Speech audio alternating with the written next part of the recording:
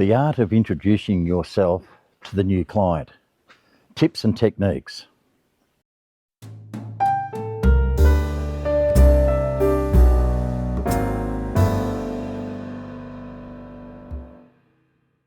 G'day viewers, Jeff McPhee's Gardening, Melbourne, Australia.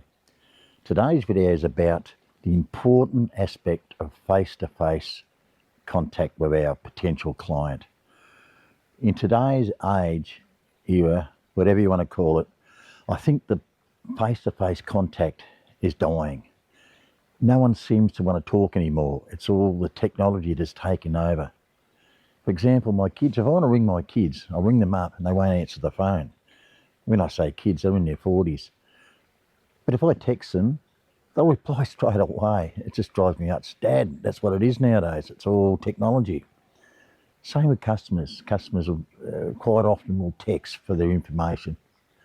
Today I want to discuss how important it is to have the face-to-face contact with a potential client. And I'll give some tips and techniques that I use later on in the video. In today's society, you've probably noticed that the people talking to each other, it doesn't seem to be like it was in the olden days. Yeah, here we go, the old fella going on about the olden days. But you'll see my reasoning in a minute. You know, you go out to a restaurant or a pub and you'll see families sitting down, everyone's got a mobile phone, you know, texting to each other, not talking, no verbal conversation. And it's the same with our client. Our client will send us a text, you know, can you give us a quote to do some gardening or the lawns or whatever? So you have to adapt to the technology. And yes, look, don't get me wrong, it is great, especially when you've got a client base and you can text them for the that you'll be there, or text them for an invoice, and you can keep the conversation to a minimum. So you only have to talk to them from time to time. It makes your day flow nicely, that's fine. What we're specifically targeting on today is meeting the client for the first time, to have that tool of communicating so that you're going to win the job. This is where some people miss out on winning the job because they can't show the customer how nice, how professional, and how good they are. I believe the art of communication face-to-face is one of the most important tools for the success of our business. You know, we spend a lot of time when we're starting out getting the right mowers. Are we going to have batteries, self-propelled? Are we going to have ride-on mowers? You know, our tools, are we going to be battery again or petrol? What type of tools do we want? What type of work do we want to do? What type of customers do we need? What areas do we want to target? You know, what administration tools are we going to have? We're going to have Xero, we're going to have QuickBooks. We go through all the process, spend money on advertising, and we put a lot of time and effort into that. But I bet you there's not too many people that put time and effort into the communication face-to-face with the customer. Because if you haven't got that, it's very hard to win jobs purely on, without winning it on being the cheapest. Now, people of my era, a little bit younger, we've seen and had a lot of life experiences, and it is easier for us to communicate with the general public, our clients. When you're young and starting out, in some cases, you don't have those skills. You don't have the skills that we've grown up with. So it's very important, if you want to have your success, your business go ahead, is to learn how to communicate. Now, you can do it by practicing. You can do it through practicing with family, or you just keep working on it and be aware of what you should do. You can actually go and do courses if you're really shy, introverted. But you probably don't need to go to that extent. But I really do think all of us, whatever stage when we're starting out, that we need to consider that communication face-to-face and how we're going to approach it. Now, my tips and techniques, what I've used, has helped me out over the years. My main objective is to get the customer to like me, to trust me, to get past that stage of price, to be making that price secondary. I've got 10 to 20 seconds to show the customer, to make them feel at ease, and to get them to like me. Nice people. We all like nice people. So when I front up, I like to be branded. $20 for a logo, $15. It's not a lot of money. Just put you that professional look. Knock on the door, step back.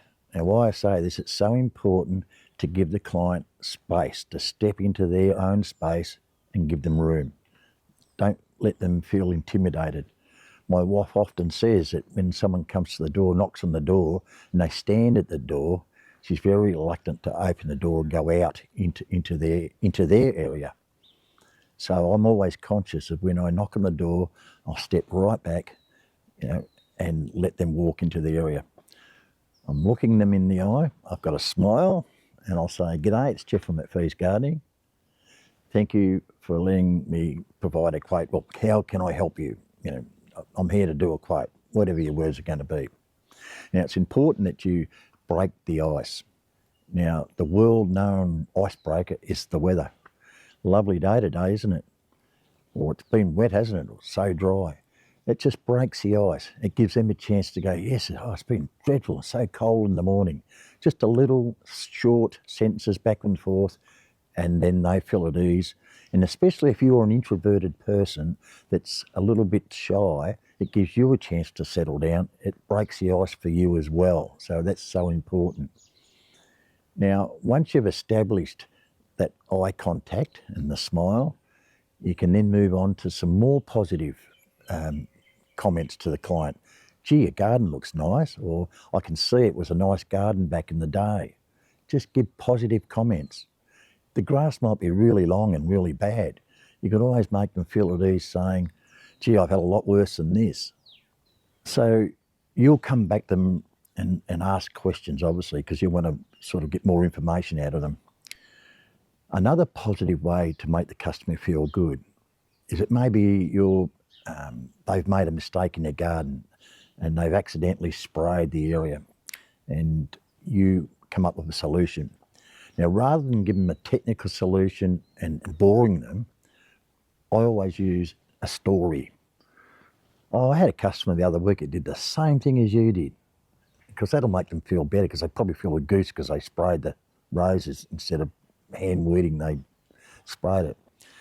And I said, "Look, I think I fixed it. We pruned the roses hard back. We got onto it straight away, and we finally, applied some sea soil, and we got them back going again.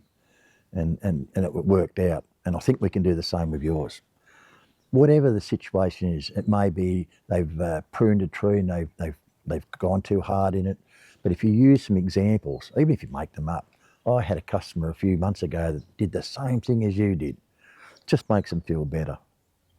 You come back later on, or you'll give the quote there and then. But what you've done, and hopefully you've achieved, is the customer likes you, and then the price is really secondary, because they've made up your mind they really want to engage your services. But the price, providing you're not out of the ballpark stupidly, you've won them over. You can't do that on an email. You can't do that on a text when they're comparing numbers. Now, we can even apply this to commercial properties. I've done a lot of commercial properties, a lot of commercial quotes, and I've won them because I've actually talked to the person involved. Now, it may not be the manager of the company that you'll be talking to. A lot of the time you might be talking to maybe the maintenance manager perhaps, but a lot of the time in the smaller commercials, you'll be talking to the receptionist. The receptionist will show you around, "Look, we want the gardens done, we want the lawns mowed." That is the time when you can impress the receptionist and show them that you care and show them that you're professional, and then get her or him to like you. And once you've established that relationship with the receptionist, trust me, it'll go a long way. I know for a fact, and the managers, they'll ask the receptionist, "Oh, what did you think about Jeff?" or "What did you think about the other opposition?" So therefore, they've formed an opinion of you. And again, price may be secondary in some particular case. Yes, I know commercials go on the cheapest, but a lot of them that I've found, they'll work on your ability to do the job and what sort of a person you like to deal with. So you can still apply those principles to commercial properties. That's what I've found anyway. So just wrapping it up, please give some consideration if you're starting out that communication face to face is so very important. It's got me through all my years of doing this career. And I think for any business, people spend a lot of money in their business. The communication part is probably one of the most important. If you can't communicate, you're not going to get the job. Thank you for watching, everybody. If you're new to the channel, please subscribe. And if you haven't subscribed in the past, I'd really love it if you do. And more importantly, love to hear your comments, and please share the video if you can. And if you do like it, let us know. It's so important that we get some feedback, because when you put yourself in front of the camera and spiel off all this stuff, you just wonder whether you're reaching the right people. And I am, because I know I get a lot of positive feedback, and it's important that you continue to give me the feedback. I really appreciate it. Thanks for watching, and we'll see you on the next video. Thanks.